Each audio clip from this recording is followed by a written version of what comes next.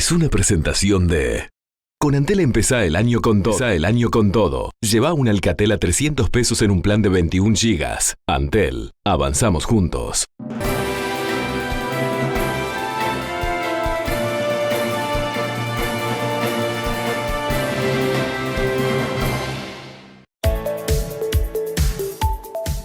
La ministra de Economía y Finanzas, Azucena Arbeleche, desmintió que el ajuste tarifario anunciado este miércoles esté por encima de la inflación.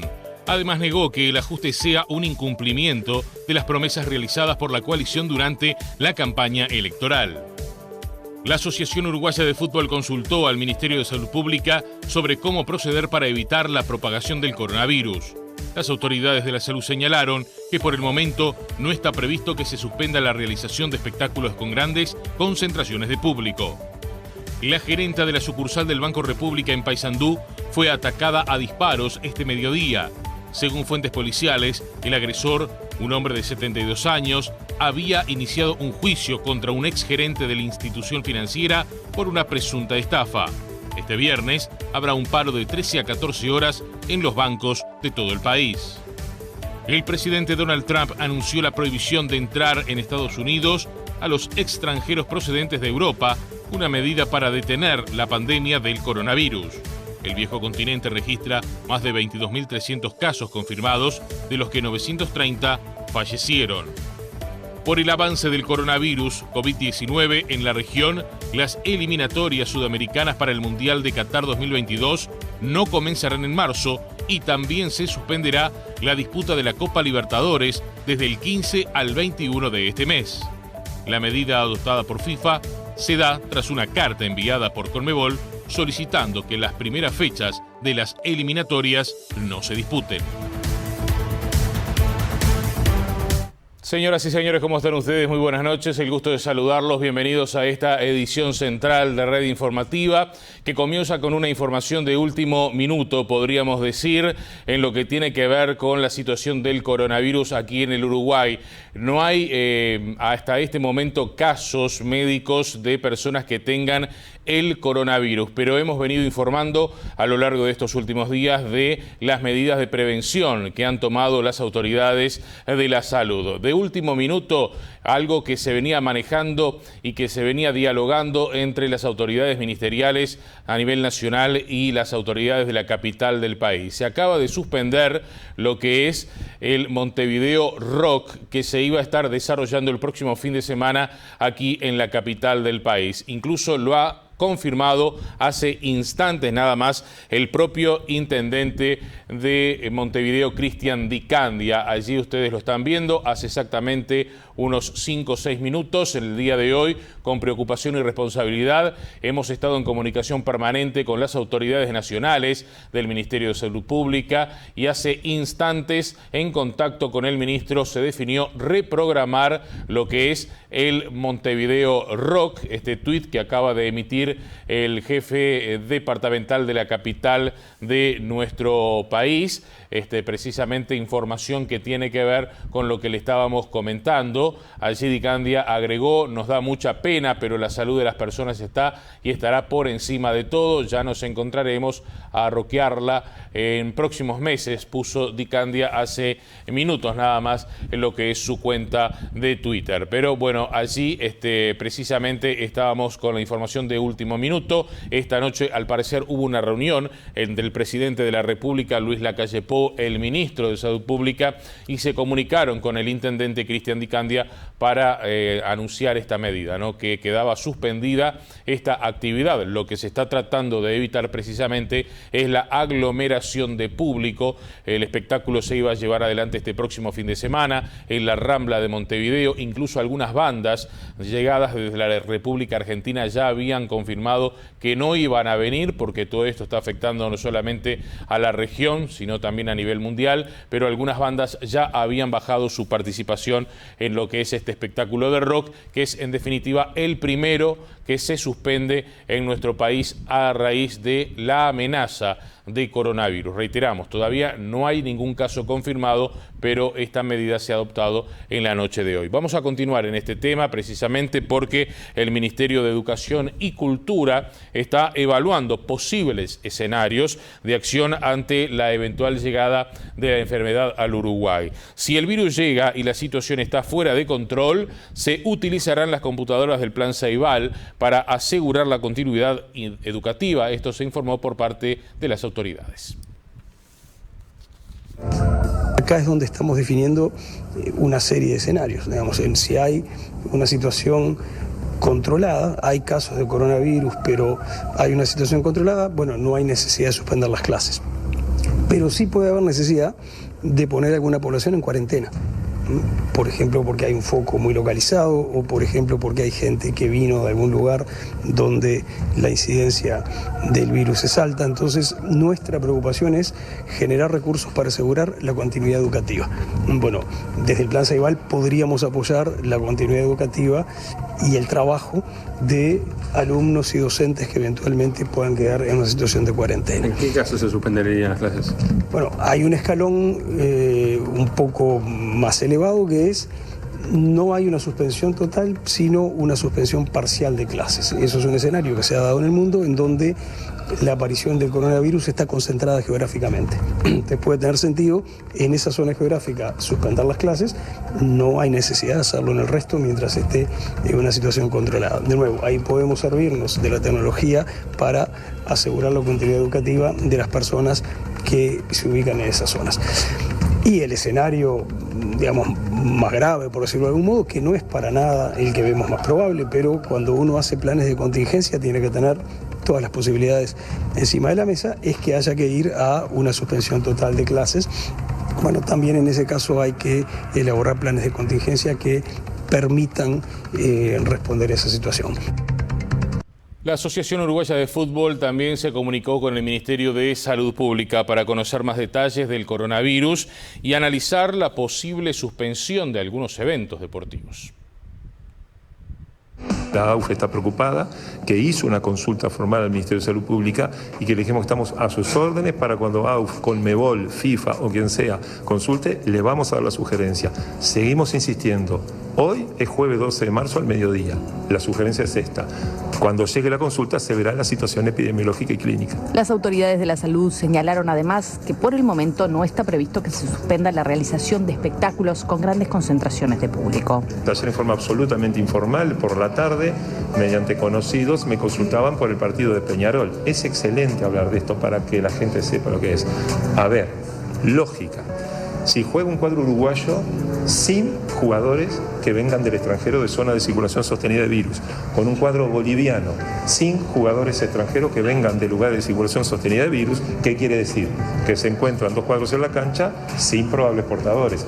Y los que están en la tribuna, algún boliviano y básicamente uruguayos, se supone que no son portadores del virus. O sea, ¿qué quiere decir? No se consultó, pero en forma informal. Cuando lo hablamos, el consejo del ministerio sería que se hubiera jugado, efectivamente. A todo esto, el representante de la Organización Panamericana de la Salud aquí en nuestro país se refirió a la situación del Uruguay ante la posible llegada del COVID-19 y llamó a no entrar en pánico, ya que la letalidad de este virus es muy baja. Es un virus que ha demostrado que produce una sintomatología, una enfermedad tipo resfrío común y que en muy pocos casos se complica. Lo más importante también es que la población debe estar informada de fuentes confiables. Esto de que circulen a veces fake news o noticias tendenciosas hace que la población entre en un pánico innecesario. Pero además hay una circunstancia importante. El sistema de salud uruguayo está bien organizado en todos sus niveles. La población sabe cómo utilizar los servicios. Es más, hay unidades móviles. Uno puede llamar por teléfono a su prestador, le dan la orientación necesaria. Sé que ya se están organizando, por ejemplo, unidades móviles para ir a tomar el test para descartar si uno tiene COVID o no. Entonces realmente es un sistema que está bien organizado porque también tienen prestadores públicos y privados que tienen una protección social, un seguro. Entonces eso a veces no pasa en todos los países. Desde el Ministerio de Salud Pública se hizo referencia a los pasajeros que llegan desde el exterior a nuestro país y en ese sentido se aseguró que la entrada al Uruguay no se puede prohibir si no se violarían tratados internacionales. Desde el Ministerio de Salud Pública aseguran que Uruguay no está en una fase de presencia del coronavirus que amerita el cierre de las fronteras, ya que no hay presencia de casos ni sospecha. El Uruguay no puede violar normativa internacional, el Uruguay no puede violar el reglamento sanitario internacional, el Uruguay no puede exponerse a que nos acusen de violar los derechos humanos, porque por ejemplo desciende un avión, que es lo que ocurre en estos días, y vienen 2 personas en el avión con pasaporte italiano o de Italia. Le preguntamos a la gente, ¿pero qué quiere que se haga? ¿Que los 250 pasajeros de avión no ingresen al Uruguay? No está permitido. ¿Y qué es lo efectivo? Porque mi tarea es la sanitaria, no es la del derecho. Yo no soy abogado ni jurista internacional.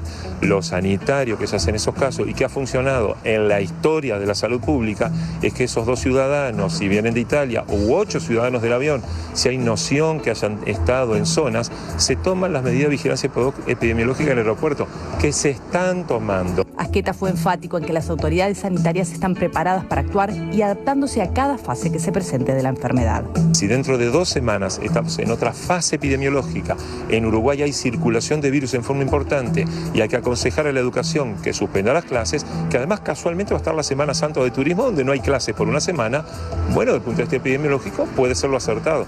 No nos pidan hoy a los científicos que digamos lo que va a pasar dentro de 15 días. Quédense tranquilos que lo estamos pensando y lo estamos previniendo. En cuanto a las personas que deberán permanecer en cuarentena aquí en nuestro país, en el Uruguay, el Ministerio de Salud Pública señaló que se busca que esas personas cobren el seguro por enfermedad durante el aislamiento. Para evitar una epidemia de coronavirus, el Ministerio de Salud Pública sugirió que aquellas personas que viajan a países donde circula el virus permanezcan en sus casas una vez regresen hasta 14 días a la espera de que aparezcan síntomas. Por eso el diputado Felipe Carballo envió una carta al Ministerio de Salud Pública, el de Trabajo, Seguridad Social y el de Educación y Cultura, con el objetivo de que se extienda el seguro por enfermedad de aquellas personas que se mantienen en cuarentena a pesar de no tener síntomas del virus. Habrían dos salidas, ¿no? Por un lado es aquellos trabajadores que pierdan los jornales porque se queden en su casa, por un lado, o lo paga las empresas, o por otro lado, el Estado hace una colaboración extendiendo, ¿verdad?, por única vez en este mecanismo el seguro de enfermedad. Obviamente, si hay una persona que está enferma, ya de hecho le corresponde el seguro de enfermedad. Nosotros estamos hablando de aquellas personas que tengan que quedarse durante 15 días en una situación de prevención. O sea, esas personas son jornales que van a perder. Hay estudiantes que también están ingresando al país, son días de clase que pierden. Esta es una iniciativa que surge desde el Frente Amplio, más precisamente del diputado Carvalho, que ustedes veían allí en imágenes, integrante de la lista 711. Vamos a volver más adelante a la situación del coronavirus, no solamente a nivel de nuestro país, sino también a nivel internacional. Ahora intercalamos otros asuntos. Les contamos que fue baleada la gerenta de la sucursal del Banco República en el departamento de Paysandú, en una de las sucursales. El agresor, que esperó a la mujer que bajara de su automóvil en la puerta de la entidad bancaria, es un hombre de más de 70 años que no tiene antecedentes penales. El ataque ocurrió minutos antes de la hora 13 cuando la mujer dejó su automóvil frente a la puerta lateral de la Casa Central del Brou, ubicada en 18 de Julio y Montevideo, en pleno centro de Paysandú. A su llegada, un hombre que se encontraba en actitud de espera extrajo un revólver de un bolso que portaba y efectuó un disparo. La mujer, herida, alcanzó a ingresar al banco, desde donde fue llevada a un centro asistencial consciente.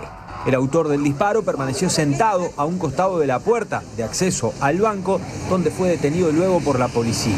Si bien oficialmente no se ha confirmado el móvil del ataque, fuentes de la investigación señalaron a Telemundo que las primeras averiguaciones indican que se trataría de un hombre mayor que mantiene una antigua diferencia con el Brou debido a un préstamo que dice nunca cobró, pero que el banco aún le descuenta. Según testigos del ataque, este hombre, ahora detenido, a modo de protesta, hace ya algunos años estuvo encadenado en el acceso al mismo edificio donde hoy hirió de gravedad a su máxima jerarca.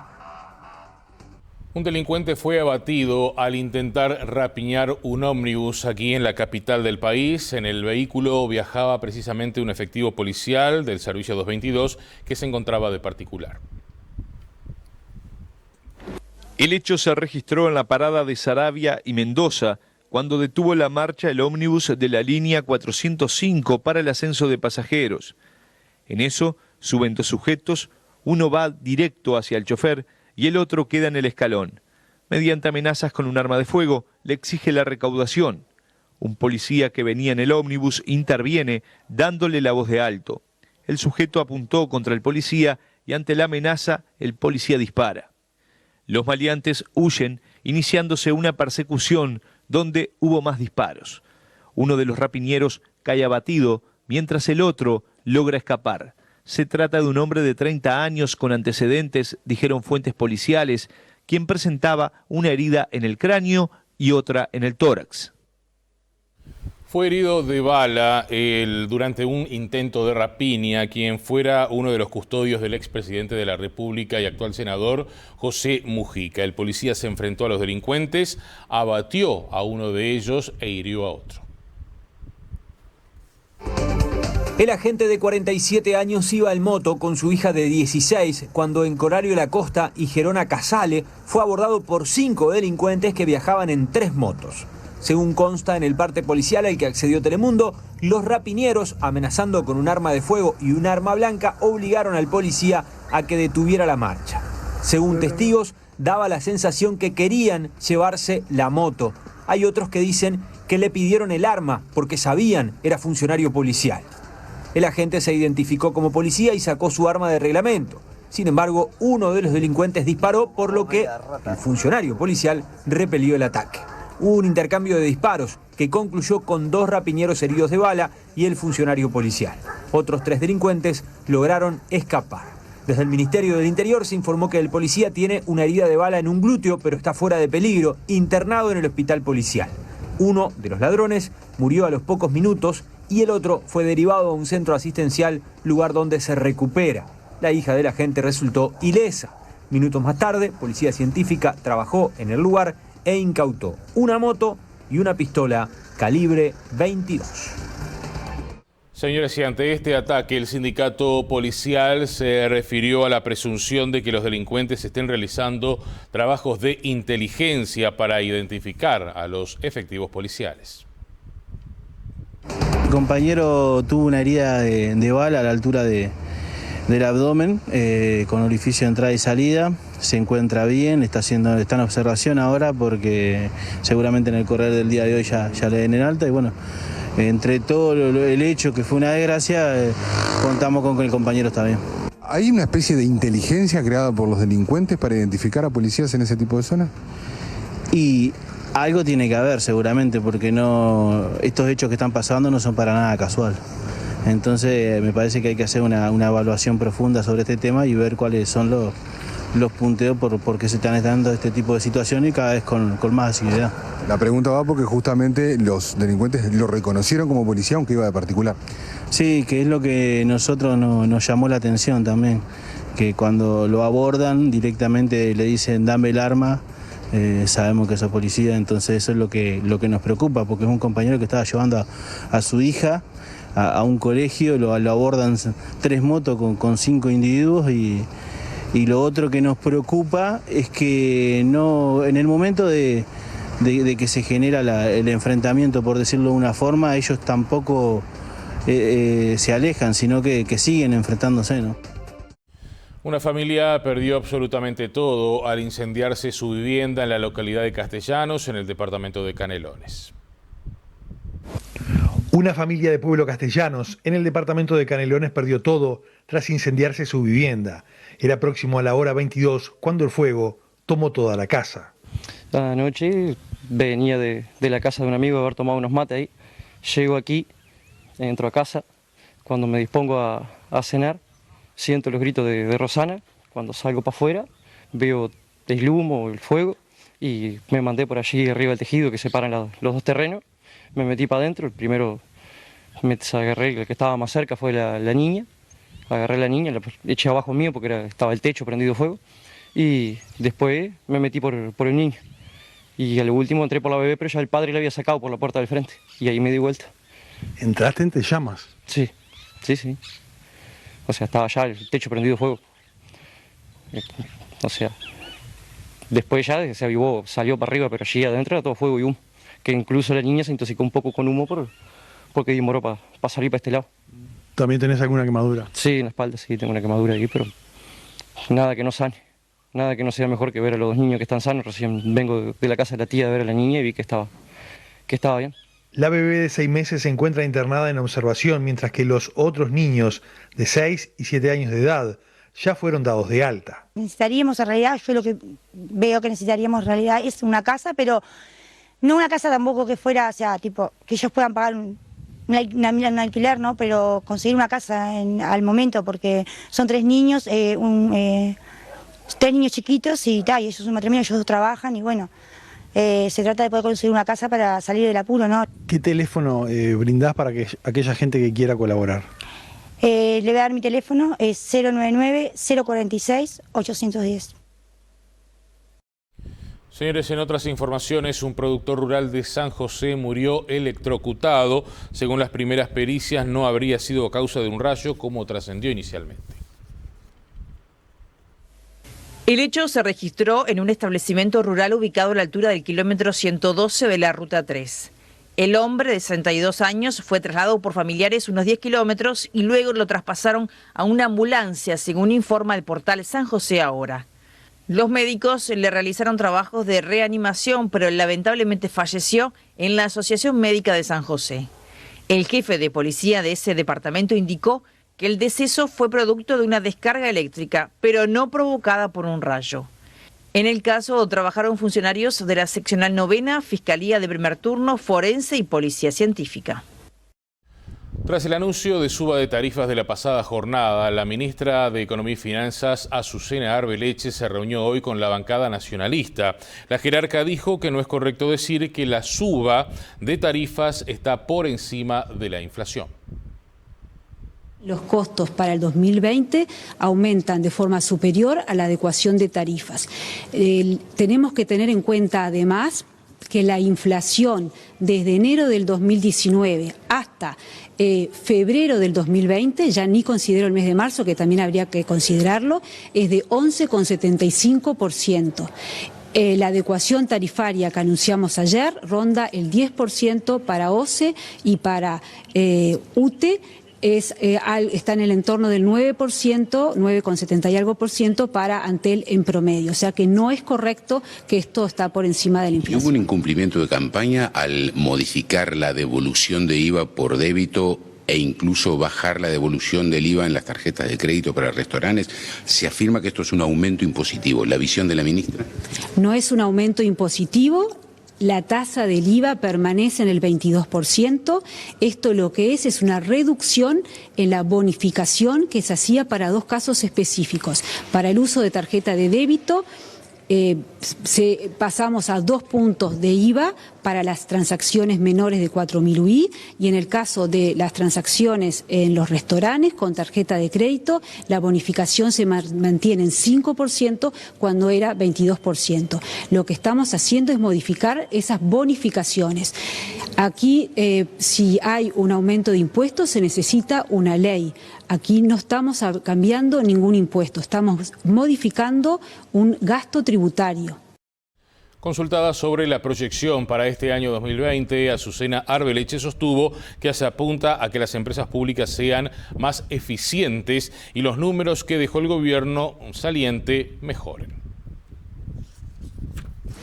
Los datos fueron los mismos que hemos estado compartiendo y que son públicos.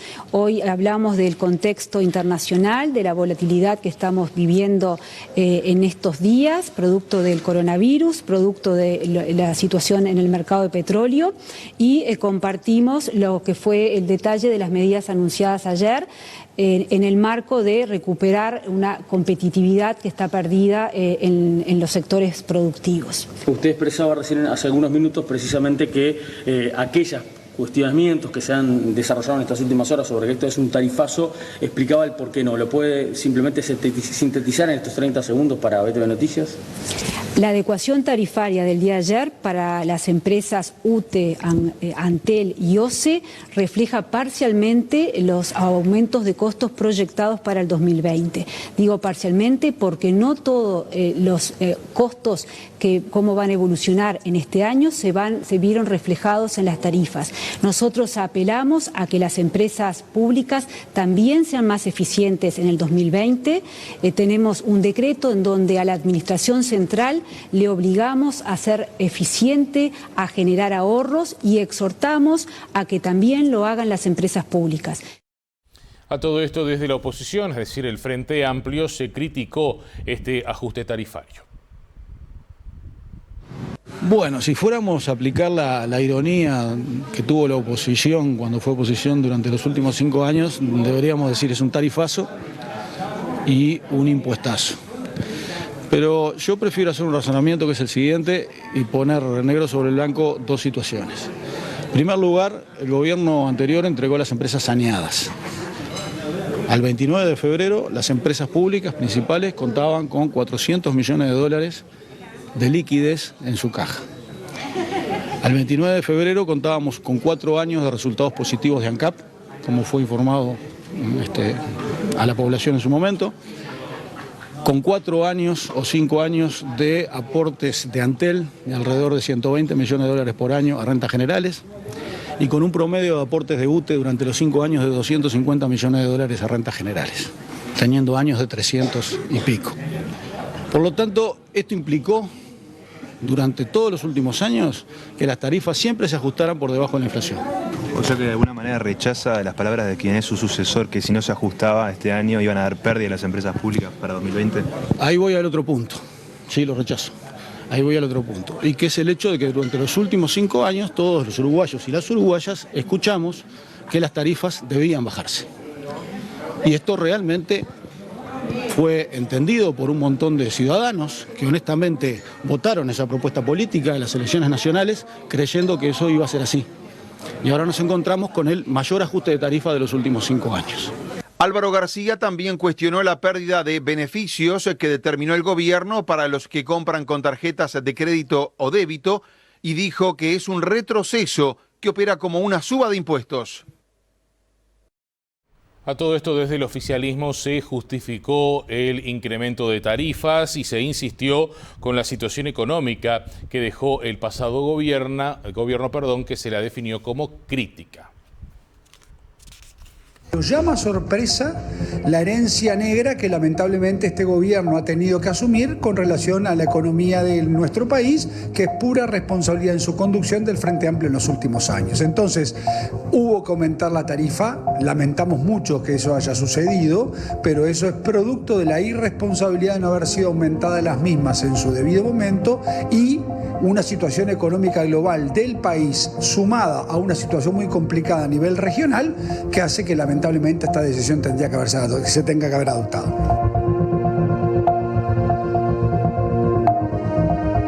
Yo creo que esto era muy previsible, era casi obvio, dada la situación que el Uruguay vive. Además, las empresas públicas no están con números muy buenos, muy positivos, es decir, todo lo contrario. Si las empresas públicas estuviesen en una situación muy cómoda, muy buena, con un superávit importante, bueno, también por allí podría haber habido una posibilidad de no adecuar estas tarifas, pero la realidad es que la posición de las empresas públicas también es débil. Entonces no hay forma de no poder, digamos, actualizar esto, y fue lo que se hizo. Señores, es tiempo de hacer una primera pausa en esta edición central. Al regreso llegan los deportes. Estaremos retomando la información vinculada al coronavirus a nivel nacional e internacional. Les reiteramos la noticia de última hora y es que se suspendió el Montevideo Rock que estaba previsto para el próximo fin de semana. Hubo diálogo entre las autoridades de la capital del país, el ministro de Salud Pública y también allí estuvo presente la decisión del presidente Luis Lacalle Pou. La pausa y continuamos junto a ustedes.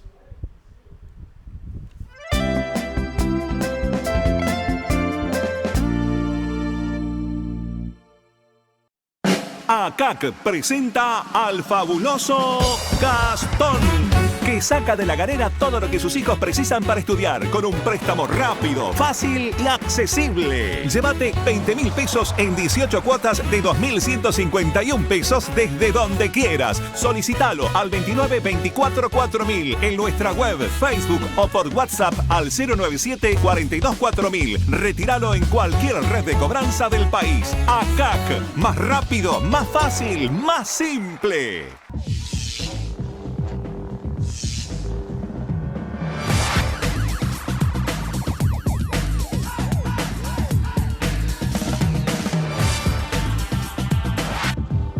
Stabilo Boss mantiene su poder incluso luego de hasta 4 horas destapado. Disponible en 9 colores. Bienvenido a adelgazaronline.com. Somos un tratamiento personalizado, innovador y de eficacia comprobada en el que se educan hábitos alimenticios y se aprenden herramientas para adelgazar de forma saludable y para siempre. Todo el tratamiento lo puedes hacer online. Solo tienes que tener conexión a Internet, una computadora, teléfono inteligente o una tablet. Inscríbete y accede 2 veces por semana a un encuentro mediante videoconferencia en el que tu médico y psicólogo te guían en el proceso. En esa videoconferencia también estarán otras personas que, como tú, están en proceso de adelgazamiento. Con tu inscripción recibirás también varios materiales escritos para guiar tu alimentación y cocinar saludable. Cambia hoy tu vida. Mándanos un WhatsApp al 093-311-813. Adelgazaronline.com te cambia la vida.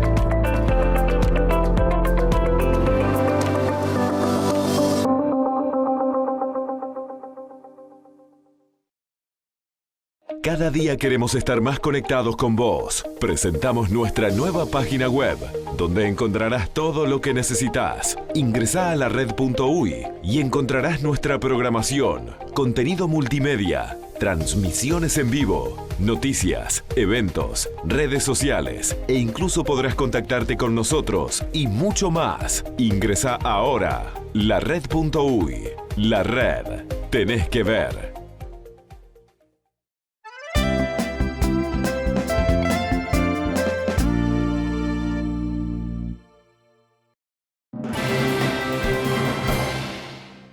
Vamos ahora a avanzar con temas que tienen que ver con el deporte. Les decimos que esta noche aquí en el Gran Parque Central, Nacional se impuso por 1-0 ante Estudiantes de Mérida, esto por Copa Libertadores. A todo esto habló Diego Forlán en las últimas horas a propósito de lo que fue el resultado de los aurinegros anoche, también por Libertadores, pero frente a Wilstermann. El director técnico de Peñarol dijo que quedó muy contento con lo jugado por Peñarol, sobre todo en el primer tiempo. Lo importante es ganar. Obviamente que si podés tener más goles es más importante, más si el grupo termina siendo parejo. Pero bueno, hay que ver, esto recién empieza, va la segunda fecha. Pero la verdad que quedé contento por el primer tiempo, a pesar de no haber finalizado las situaciones que tuvimos, pero sí de la manera que el equipo estuvo dentro de la cancha y con lo que creó y lo que jugó, y sin lugar a dudas lo que fue en el segundo tiempo con un hombre menos, la verdad que es para felicitar a todo el equipo. Nos está faltando finalizar, nada más. Nos está faltando finalizar, porque la verdad que el equipo está jugando bien. A ver, obviamente que hay partidos, uno que otro, que capaz que podés tener un mejor rendimiento que otros, ¿no?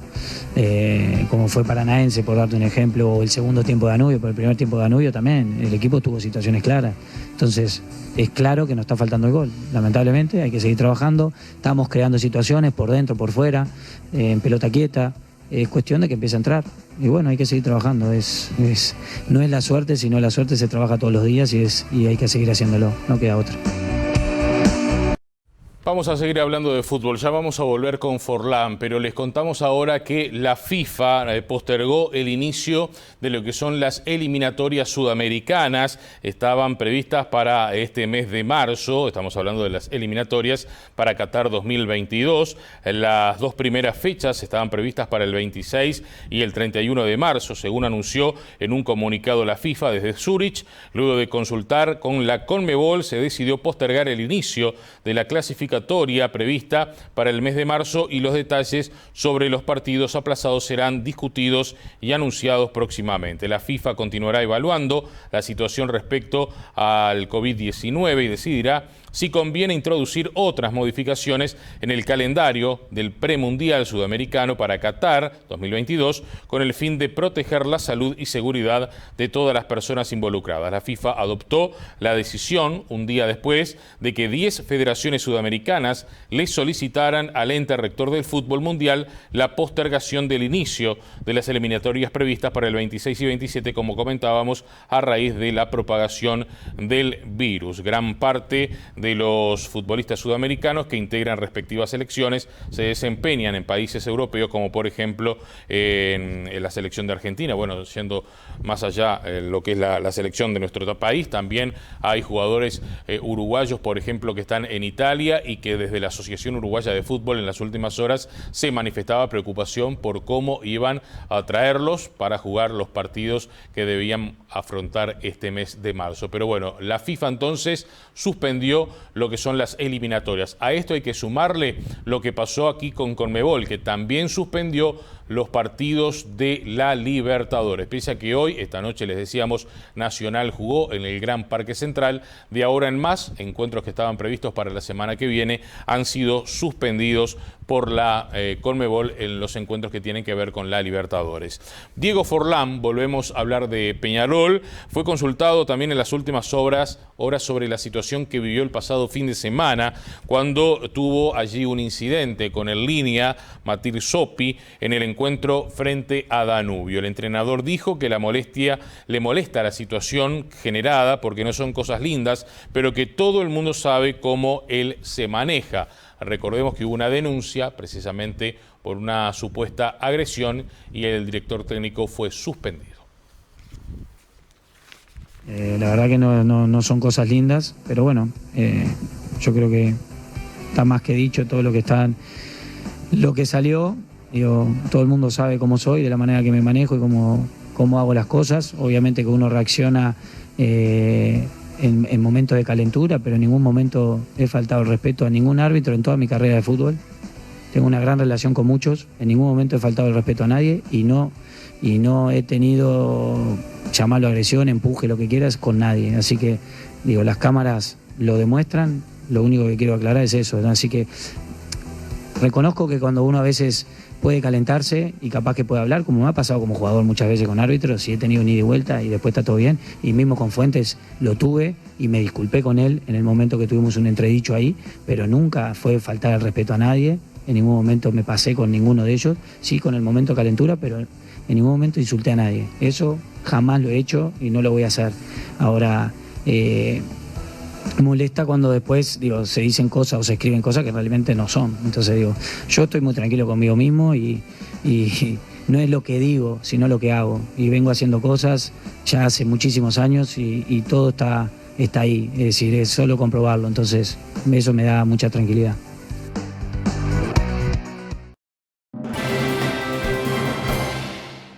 Vamos a retomar la información vinculada al coronavirus y las repercusiones y consecuencias a nivel internacional. La pandemia cada vez se hace sentir más y las medidas son cada vez más severas. Por ejemplo, aquí cerca, en Argentina, se declaró la emergencia sanitaria.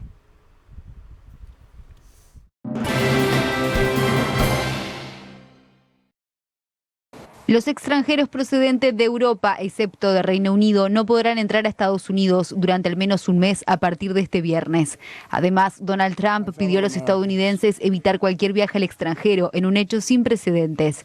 La sorprendente medida decretada por Trump hundió los mercados bursátiles el jueves. Las bolsas de Madrid, Londres, París y Frankfurt abrieron la jornada con bajas superiores al 5%.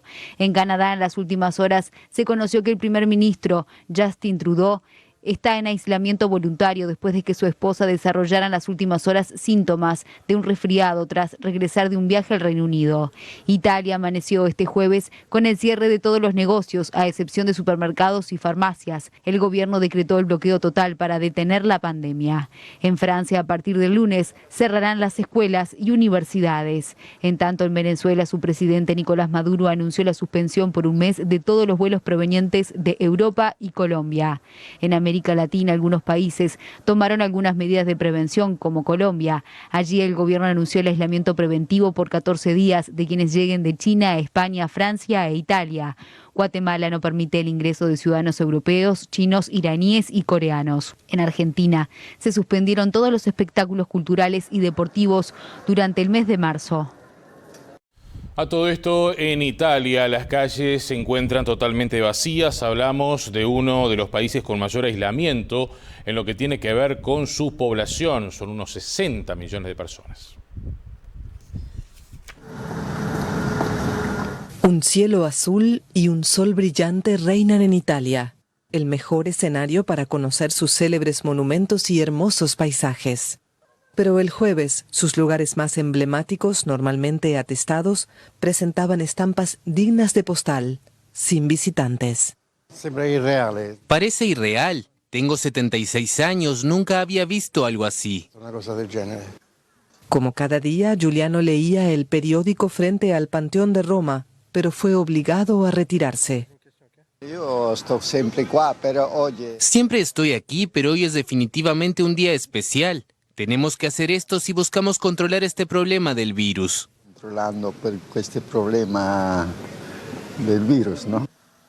Los contagios del coronavirus en Italia superan los 12.000, con más de 800 personas fallecidas, casi todas en el norte. Ante el temor de que la enfermedad se propague al resto de la península, el gobierno adoptó medidas draconianas que afectan a los 60 millones de italianos.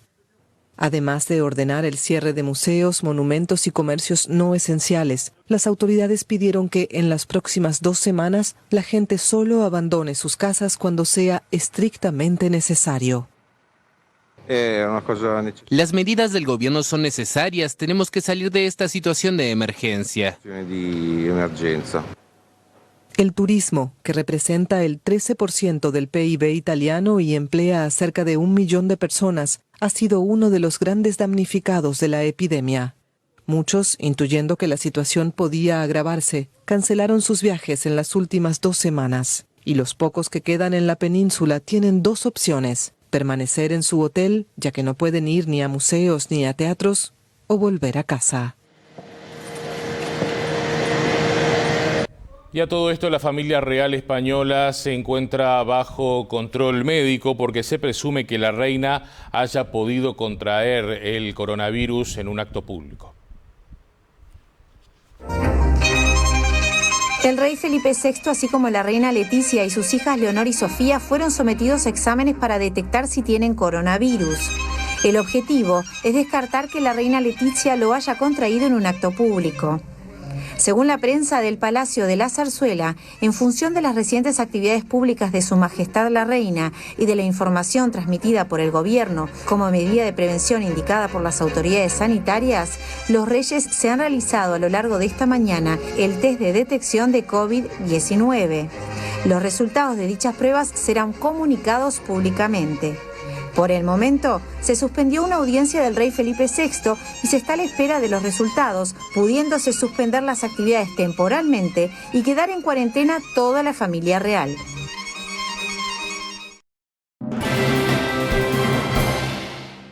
Señores, vamos a seguir con repercusiones de este tema aquí a nivel local. Hace un ratito les decíamos de última hora que el Montevideo Rock, que se iba a estar desarrollando el próximo día sábado en Montevideo, había sido suspendido. Fue suspendido, resolución del Poder Ejecutivo. El presidente Luis Lacalle Pou con el ministro de Salud Pública se lo comunicaron al intendente Cristian Di Candia, quien estuvo de acuerdo con esta medida. Una nueva medida que se acaba de anunciar hace muy pocos minutos, la confirmó el presidente de la Asociación Uruguaya de Fútbol. Se vienen lo que son los partidos sin público. Esto lo publicó Nacho Alonso Hace minutos nada más, a las 10 de la noche con 2 minutos, hace instantes nos comunicamos con el presidente Luis Lacalle Pou y el secretario nacional de Deportes, Sebastián Bauzá. Se ha acordado disputar la próxima etapa del campeonato uruguayo a puertas cerradas.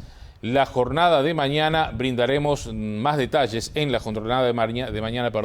brindaremos más detalles. Esto es lo que acaba de tuitear Ignacio Alonso, el presidente de la AUF, en lo que tiene que ver con medidas para prevenir la llegada del coronavirus. Les decía más temprano, en el caso del Montevideo Rock, lo que se busca es tratar de evitar la aglomeración de público. Aquí también, de alguna manera, por más que el público al fútbol uruguayo ya no va como antes, pero lo cierto es que esta es una medida que se estará adoptando desde el próximo fin de semana. Los partidos de fútbol en el Uruguay, entonces, sin público, lo acaba de confirmar el presidente de la AUF. Y continuando con estos temas, a nivel político, el senador del Partido Nacional, Juan Sartori, propuso cancelar los vuelos que llegan desde el continente europeo para evitar una propagación del COVID-19.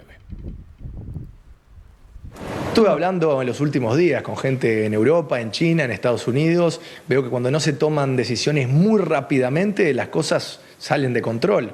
Nos pasó en Italia, donde no decidieron tomar medidas rápidas y ya no saben qué hacer con eso. Estamos llegando a los 1000 muertos en Italia, todas las ciudades cerradas, solo las farmacias pueden abrir. Entonces todavía quizás estemos a tiempo, el virus va a venir, va a contagiar Uruguay. Pero creo que medidas concretas, como por ejemplo cancelar inmediatamente los vuelos que vienen de zonas a riesgo, como Europa, poder poner sistemas de cuarentena para quien entra con fiebre, poder ver si viene con el virus o no viene con el virus. Sería la única manera de trancar fuerte y rápidamente y evitar que esto se vuelva en nuestro país también una crisis sanitaria y después una crisis económica en el momento que menos la necesitamos. Antes que veamos la explosión que después no se puede controlar, es la mejor manera de hacerlo. Hay consecuencias desde el punto de vista económico. La Unión de Exportadores del Uruguay mostró preocupación ante lo que es la baja actividad a causa de la pandemia. Bueno, cuando hablamos de tensión de actividad, que eso es lo que provoca este virus en todos los países, es que no podamos exportar como veníamos exportando, al ritmo que veníamos exportando a China, por ejemplo. ¿Por qué? Porque los chinos, al cerrar los puertos porque no tienen funcionarios para recibir nuestros productos, nos piden, enlentezcan los embarques. Y entonces eso está pasando con China, que es nuestro principal mercado. O sea, van a haber menos exportaciones este mes. ¿Y hay otros mercados también afectados así? No tanto como China, pero... Claro, si tuviéramos con Italia, si fuera el caso, y no es el caso de Uruguay, que exporta mucha cantidad a Italia, Italia está cerrada. Le pasa a otros países que exportan a Italia y que hoy están cerrado todo. No se mueven, no hay gente en la calle, no hay actividad. Eichenberg, no hay solución por ahora.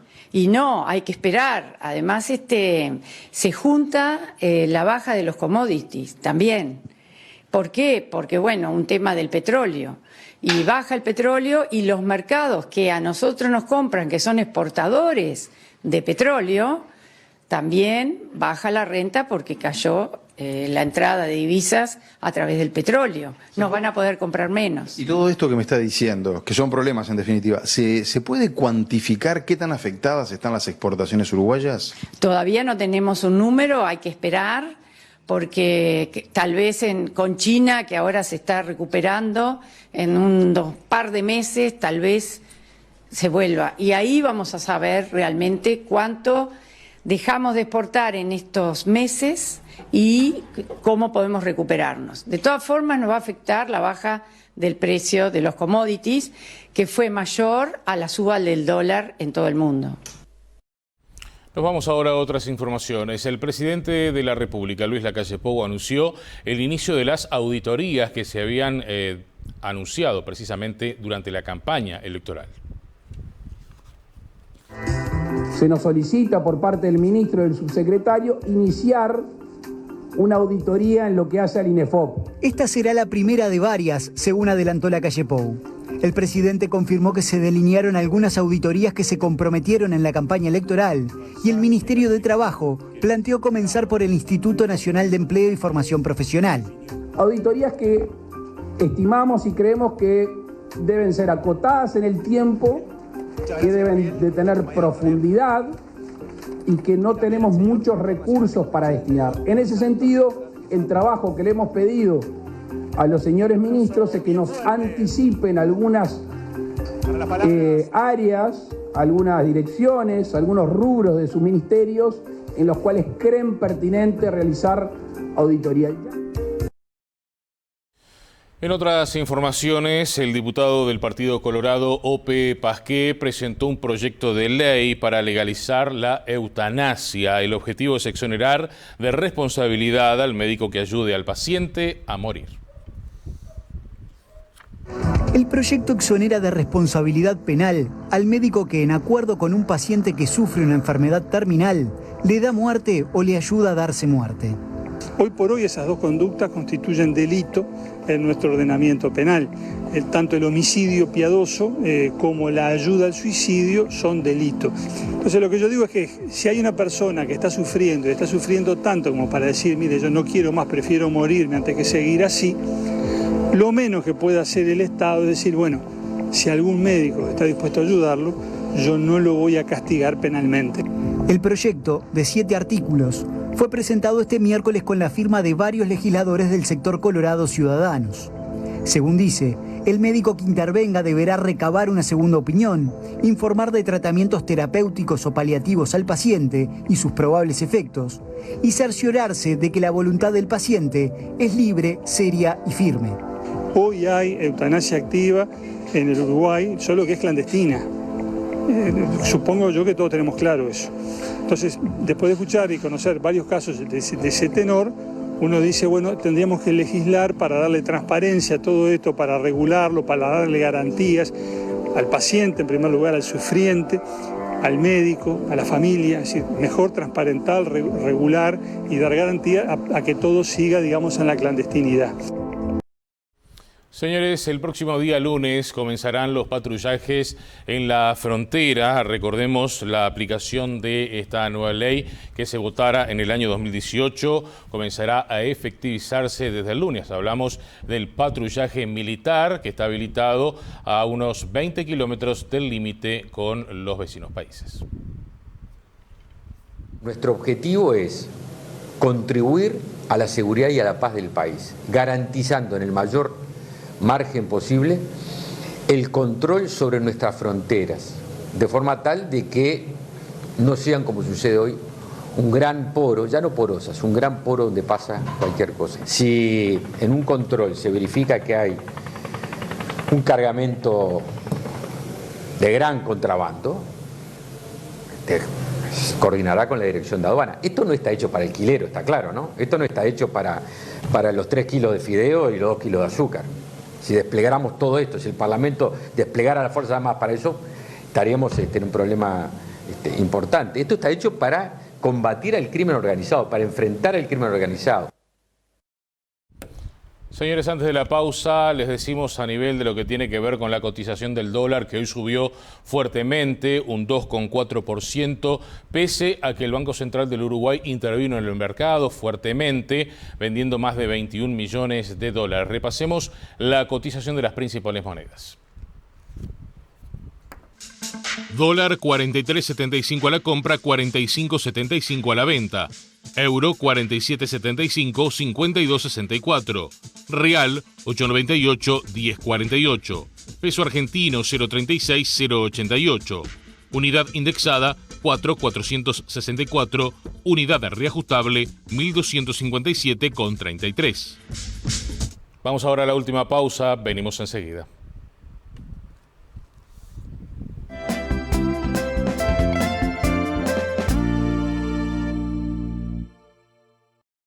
Bienvenido a adelgazaronline.com. Somos un tratamiento personalizado, innovador y de eficacia comprobada en el que se educan hábitos alimenticios y se aprenden herramientas para adelgazar de forma saludable y para siempre. Todo el tratamiento lo puedes hacer online. Solo tienes que tener conexión a Internet, una computadora, teléfono inteligente o una tablet.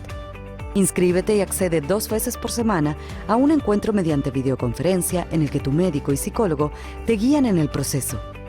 En esa videoconferencia también estarán otras personas que, como tú, están en proceso de adelgazamiento. Con tu inscripción recibirás también varios materiales escritos para guiar tu alimentación y cocinar saludable. Cambia hoy tu vida. Mándanos un WhatsApp al 093-311-813. Adelgazaronline.com te cambia la vida. La Universidad de la Empresa y Enjoy Punta del Este Casino and Resort lanzan Experto en Turismo y Entretenimiento. 3 meses intensivos con doble titulación, cursos prácticos en el hotel y teóricos en la sede de Punta del Este de la UDE, a cargo de los mejores profesionales de la ciudad turística más importante de Sudamérica. La Universidad de la Empresa y Enjoy Punta del Este respaldan Experto en Turismo y Entretenimiento. Informes e inscripciones info@ude.edu.uy.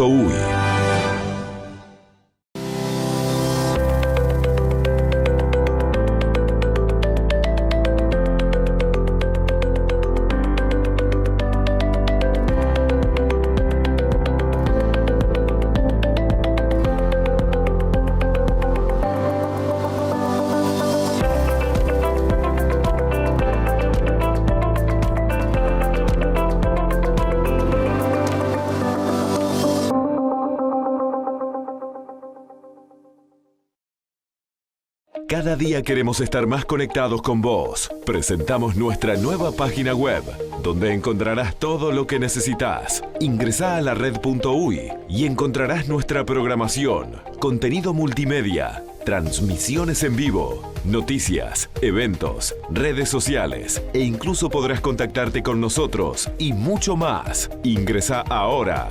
Lared.uy. La Red. Tenés que ver.